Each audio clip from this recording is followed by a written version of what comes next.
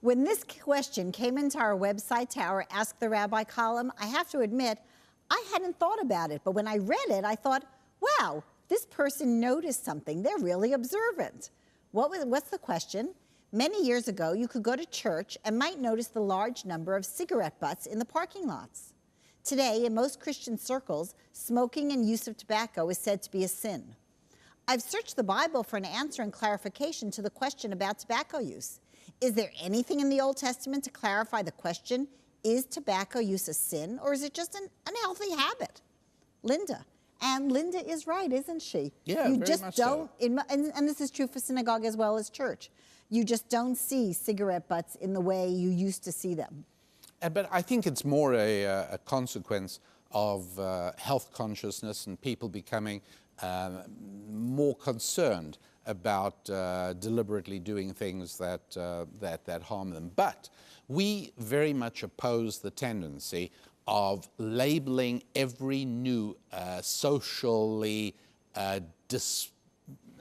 discouraged vice as a sin.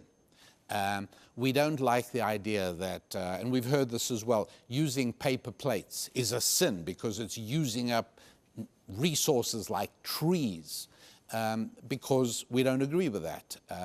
From our point of view, if using paper plates can buy us some precious time, go ahead, especially if we're going to use that time for a good purpose. We don't like the idea of labeling as a sin everything that is socially popular or socially trendy or faddish at the moment. Unpopular. Or untrendy, that's right. And so let me just ask, because there is an obligation to guard your soul, to take care of your health.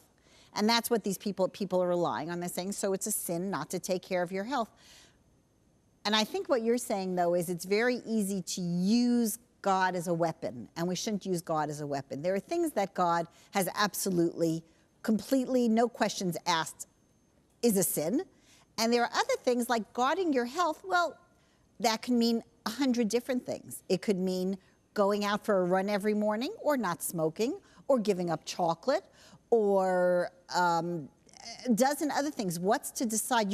But society can't decide and say, this one is the one I'm labeling as a sin, and it happens to be something I'm not drawn to, whereas what you're drawn to, or what I'm drawn to, isn't a sin. In other words, yeah, there's a biblical obligation. God lets us use our bodies for the time we're on earth, and we have an obligation to take care of it. In other words, there's nowhere in the Bible where it says, thou shalt not use tobacco. It doesn't say that. But what it does say, as Susan explained so nicely, take care of your bodies, right? God gives us the ability to use our bodies for the time He wants us to be here on this lower earth, and He wants us to return it to Him in as good a condition as we can. And so there is just as much reason to not smoke as there is to not overeat and to not, I don't know how I feel about bicycling without a helmet. I don't know. But what I do know is we've got to be careful not to label as a sin anything we personally disapprove of. And the truth is, I'm not a doctor and I don't know, but I wouldn't be shocked to hear that for certain individuals, shall we say, overweight is a much bigger threat. And so that person might choose to control his weight by smoking cigarettes. I don't know, but it shouldn't be turned into a theological enigma, because it isn't. People should be able to make their own choice. My biggest problem is weight. I can control my weight by smoking. That's my choice. I do it without this massive waterfall of social disapproval and then overflowing into church or religious or synagogue disapproval as well. We think we have to be careful. God has given us enough explicit indication of what sins are and what virtues are, and we think we should stick with that. So that's as far as we can go on that one. Susan and I pray that the Lord should bless you with a week of good health and prosperity, and you can achieve anything with that.